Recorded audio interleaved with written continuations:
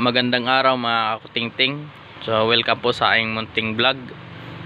Kung baguhan lang po kayo, huwag po kayong mayang mag-like and mag-subscribe para po updated po kayo sa aking munting channel.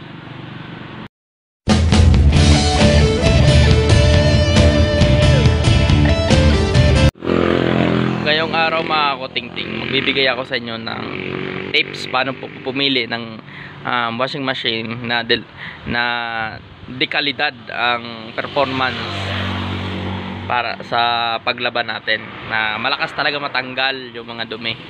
So magbibigay ako ng tips kung ano yung mga bibilin o ano yung hanapin nyo sa washing machine na maganda yung performance nya, no? Meron tayong tatlo dito. Okay, unahin mo natin itong isa. Ito, unang-una nyo hanapin sa washing machine na bibili nyo mga kakutingting ay dapat yung LC nya medyo mataas yun dito. Etong side na to. Ayan. Ito. Medyo mataas to, no? So naka-unload kasi yung tubig kapag hindi to siya mataas, hindi maganda yung, hindi masyadong malakas yung ikot ng tubig. Okay?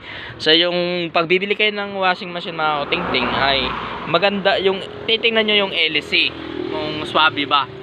Etong isa na to medyo mababa siya, no? Medyo mababa siya, pero marami naman yung sabad niya, 6. Unlike doon sa isa na 4 lang, diba? So swabe silang dalawa. So lahat naman ng washing machine mga kakutingting nakakatanggal ng dumi, pero mayroon mga washing talaga na malalakas yung ikot niya, talagang swabe. At ito yung isa, no? Ito yung mga kakutingting yung sinasabi ko. Kung bibili kayo ng washing, dapat titingnan nyo yung LC niya, napakataas. Ayan, oh. Kita nyo yan. Ayan. Sukatin natin sa daliri ko yung kalalim nyan. Ayan. Ganun siya kalalim. Galing sa ibabaw ng tapos sa ilalim. Sa kabila, dito siya, ano, baba lang. So para maintindihan natin yung gusto kong sabihin mga kakutingting, may kukuhain akong sample ng postlator o LC. So ito yun mga kakutingting nakuha ko. Yung LC nya, ito yun. O, tingnan natin. Yan. Diba? Swabe siya, no? Itong LC na to, itong washing na to, pipes na to, no? Katanggal na din niya siya ng magandang dumi. Itong isa, ito yun. Mababa, oh. Kita nyo? So pagpantay natin, para makita nyo talaga. Kita nyo yung bundok, para yung pag kinaiba ng bundok nila.